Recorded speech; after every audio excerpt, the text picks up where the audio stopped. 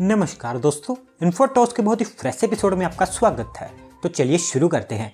आज की दोस्तों सबसे पहली अपडेट निकल कर आ रही है हमारे देश में एडवांस केमिस्ट्री सेल्स की मैन्युफैक्चरिंग को लेकर, जहां पर दोस्तों उसकी डोमेस्टिक मैन्युफैक्चरिंग को हमारे देश में बूस्ट करने के लिए हमारी जो सेंट्रल गवर्नमेंट है उन्होंने डिसाइड किया कि वो हमारे देश में जो फॉरेन कंपनीज हैं उनको इनकी मैन्युफैक्चरिंग के लिए अट्रैक्ट करेंगे। एंड इसी के चलते हमारी जो सेंट्रल गवर्नमेंट है उनके द्वारा इनकी मैन्युफैक्चरिंग के लिए ग्लोबल टेंडर भी इन्वाइट कर दिया गया है। सो बेसिकली दोस्तों मैं आपको बता दूं कि हमारे देश को इस बैटरी मैन्युफैक्चरिंग में आत्मनिर्भर बनाने के लिए हमारी जो सेंट्रल गवर्नमेंट है उनके द्वारा स्टेप उठाया गया है, जिसके अंतर्गत हमारे देश में एडवांस केमिस्ट्री सेल्स की मैन्युफैक्चरिंग से रिलेटेड गीगा स्केल लेवल के जो बैटरी मैन्युफैक्चरिंग प्लांट है उनको सेटअप किया जाएगा, जो कि हमारे देश में electronics, electric vehicles, advance electricity grids, solar rooftop इनके लिए सेटअप किए जाएंगे। और वहीं दोस्तों स्टैंडर्ड के अकॉर्डिंग हमारे जो सेंट्रल गवर्नमेंट है उनके द्वारा एक कंडीशन रखी गई है कि अगर कोई भी इन्वेस्टर इंडिया में इनसे रिलेटेड इन्वेस्टमेंट करेगा तो उसको अगले 5 सालों के अंदर अंदर मिनिमम 5 गीगावाट पर आवर की स्केल की मैन्युफैक्चरिंग फैसिलिटी को सेटअप करना होगा। एंड हर एक गीगावाट की फैसिलिटी को सेटअप करने के लिए उस कंपनी को या फिर उस इन्वेस्टर को अराउंड 250 करोड़ रुपीस तक इन्वेस्ट करने होंगे। और दोस्तों इसको हमारी सेंट्रल गवर्नमेंट की तरफ से इसलिए अनाउंस किया गया है कि करंटली हमारे देश में ये जो एडवांस केमिस्ट्री सेल्स है इनकी पूरी की पूरी डिमांड को दूसरी कंट्री से इंपोर्ट करके पूरा किया जाता है, जिसमें मोस्टली चाइना एंड ताइवान से इनको इंपोर्ट किया जाता है।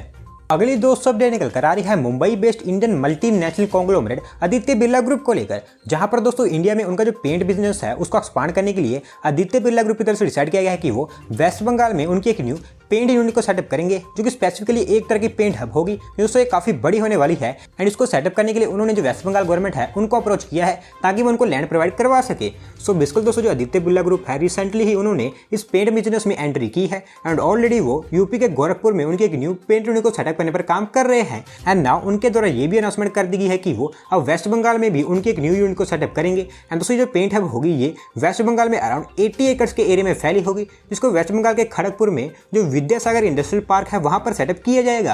दोस्तों उस पेंट यूनिट के साथ साथ में यहाँ पर इनके द्वारा एक एंसिलरी यूनिट को भी सेटअप किया जाएगा और इसमें जो ओवरऑल इन्वेस्टमेंट होने वाली है वो अराउंड 1000 करोड़ रुपीस की होगी। एंड इनका ये जो प्लांट होगा फिर जो हब होगी ये अगले 18 से 24 मंथ्स के अंदर अंदर ऑपरेशनल हो जाएगी, क्योंकि एक बार ऑपरेशनल होने के बाद में 600 direct and 1500 inter job provide करवाने वाली है। बढ़ते हैं दोस्तों अगली अपडेट की तरफ, जो निकल कर आ रही है हमारी union ministry of road transport and highways को लेकर, जहां पर दोस्तों हमारे देश की जो लॉजिस्टिक इंडस्ट्री है उसको बूस्ट प्रोवाइड करवाने के लिए हमारी जो ministry of road transport and highways है उन्होंने डिसाइड किया कि वो महाराष्ट्र साइड में एक new multi modal logistic park को सेटअप करेंगे, जिसको महाराष्ट्र के वर्धा डिस्ट्रिक्ट में जो सिंधी ड्राई पोर्ट है वहां पर सेटअप किया जाएगा। एंड इसको सेटअप करने के लिए हमारे minister of road transport and highways mister Nitin Gadkari के द्वारा NHAI के बिहाफ पर JNPT पोर्ट के साथ में एक MOU भी साइन कर लिया गया है। सो बेसिकली दोस्तों हमारे देश में बहुत सारे multi modal logistic park approve किए गए हैं। एंड स्पेसिफिकली ये जो मल्टी मॉडल लॉजिस्टिक पार्क होने वाला था ये नागपुर सिटी के लिए अप्रूव किया गया था, लेकिन जो सिंधी ड्राई पोर्ट है वो ऑलरेडी एक लॉजिस्टिक के लिए रिजर्व रखी गई प्लेस है और क्योंकि दोस्तों ये नागपुर से बहुत ही करीब है तो ऐसे में अगर यहाँ पर मल्टी मॉडल लॉजिस्टिक पार्क को सेटअप किया जाएगा तो लैंड की प्रॉब्लम बहुत ही कम आने वाली है। एंड इसी के चलते डिसाइड किया गया है कि जो मल्टी मॉडल लॉजिस्टिक पार्क होगा इसको सिंधी ड्राई पोर्ट पर ही स्टेब्लिश किया जाएगा। एंड इसको लार्ज स्केल पर डेवलप करने के लिए इसको हर तरह की कनेक्टिविटी प्रोवाइड करवाई जाएगी, जिसमें रेलवे और वहीं हाईवे की बात करें तो इसको समृद्धि महामार्ग and Nagpur Hyderabad national highway से भी कनेक्ट किया जाएगा। एंड दोस्तों इसी के साथ साथ में हमारे minister of road transport and highways mister Nitin Gadkari ji के द्वारा ये भी अनाउंसमेंट कर दी गई है कि क्योंकि जो नागपुर सिटी है वो बिल्कुल इंडिया के सेंटर में लोकेटेड है तो इसी के चलते इसके पास में एक काफी बड़ा पोटेंशियल है कि ये हमारे देश की लॉजिस्टिक कैपिटल बन सकती है। एंड दोस्तों इसको हमारे देश की लॉजिस्टिक कैपिटल बनाने के लिए हमारे जो ministry of road transport and highways है उनकी तरफ से काम भी किया जाने वाला है। अगली दोस्तों अपडेट निकल कर आ रही है Mumbai based Indian multinational conglomerate Larsen and Toubro यानी कि L&T को लेकर, जहां पर दोस्तों उनके जो कार्बन फुटप्रिंट्स हैं उनको रिड्यूस करने के लिए L&T ने डिसाइड किया कि वो लार्ज स्केल पर ग्रीन एंड क्लीन एनर्जी को अडॉप्ट करेंगे। एंड इसके चलते वो ग्रीन एनर्जी पर हैवीली इन्वेस्ट करने वाले हैं। एंड इसके लिए इनिशियली जो L&T है उनके द्वारा 5000 करोड़ रुपीस की इन्वेस्टमेंट का प्लान बनाया गया है। सो बेसिकली दोस्तों जो L&T है उनका प्लान है कि वो 2035 से 2040 के बीच में कार्बन न्यूट्रल बनेंगे। एंड इसके लिए उनके जितने भी मैन्युफैक्चरिंग एंड कंस्ट्रक्शन साइट्स है वहां पर ग्रीन एनर्जी इस्तेमाल किए जाने वाला है।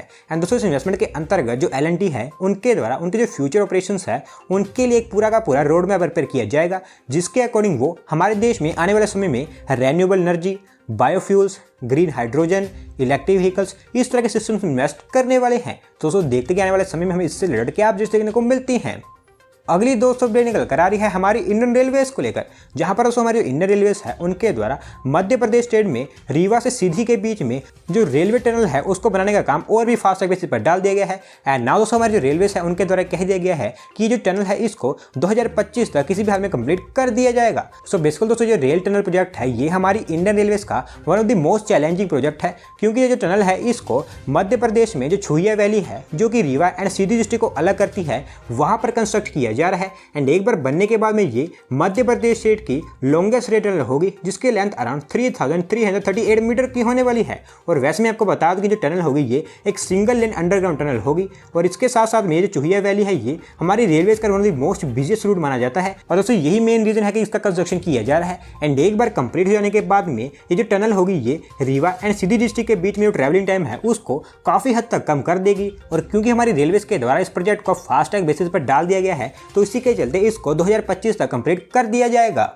अगली दोस्तों अपडेट निकल कर आ रही है तमिलनाडु गवर्नमेंट को लेकर, जहां पर दोस्तों उनकी स्टेट में जो रोड एक्सीडेंट्स हैं जो कि स्पेसिफिकली हाईवे पर होते हैं उनको रेड्यूस करने के लिए तमिलनाडु गवर्नमेंट डिसाइड किया कि वो उनकी स्टेट में जो हाईवेज है वहां पर लाइट्स को सेटअप करेंगे जो कि सोलर पावर्ड होंगी। एंड इसके लिए उनकी स्टेट में जो ब्लैक स्पॉट्स हैं उनको आइडेंटिफाई किया जाएगा। सो बेसिकली दोस्तों तमिलनाडु गवर्नमेंट के अकॉर्डिंग उनकी स्टेट में जो हाईवेज है वहाँ पर जो मेनली ब्लैक स्पॉट्स हैं वहाँ पर काफ़ी ज़्यादा एक्सीडेंट्स देखने को मिलते हैं। And continuously day by day जो एक्सीडेंट्स हैं ये इंक्रीज होते चले जा रहे हैं। एंड दोस्तों इसी को डिक्रीज करने के लिए जो सोलर लाइट्स हैं इनको सेटअप किया जाएगा, क्योंकि इसका जो मेन रीजन है वो इन ब्लैक स्पॉट्स पर लाइट ना होना है। एंड वहीं जो सोलर लाइट्स होंगी इनको सेटअप करने के लिए जो तमिलनाडु गवर्नमेंट है उनके द्वारा उनकी स्टेट में जो हाईवेज है वहाँ पर 1340 ब्लैक स्पॉट्स को आइडेंटिफाई किया गया है। एंड ये जो ब्लैक स्पॉट्स हैं ये हाईवेज पर अराउंड 500 मीटर लंबे स्ट्रेचेस हैं जहां पर इन सोलर लाइट्स को सेटअप किया जाएगा। एंड दोस्तों इस 1340 ब्लैक स्पॉट्स में से 748 ब्लैक स्पॉट्स ऐसे हैं जो कि उन रोड्स पर हैं जिनको हमारी जो national highway authority of India है उनके द्वारा मेंटेन किया जाता है।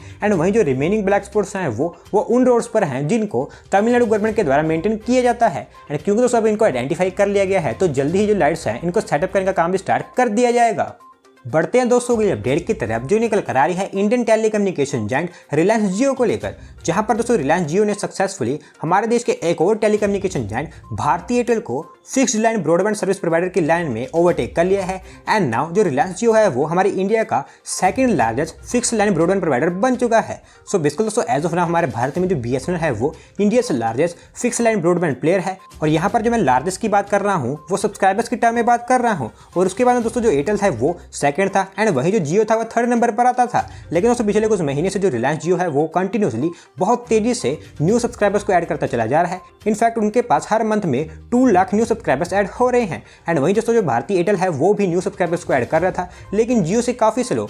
एंड एज ऑफ नाउ जो हमारी telecom regulatory authority of India है उनके अकॉर्डिंग हमारे देश में जो BSNL है उनके पास में 5.49 मिलियन, रिलायंस जियो के पास में 3.71 मिलियन एंड वहीं जो भारती एयरटेल है उनके पास में 3.69 मिलियन यूजर्स हैं। एंड इसी के चलते जो रिलायंस जियो है वो भारती एयरटेल को ओवरटेक करके हमारे देश का second largest fix line broadband provider बन चुका है।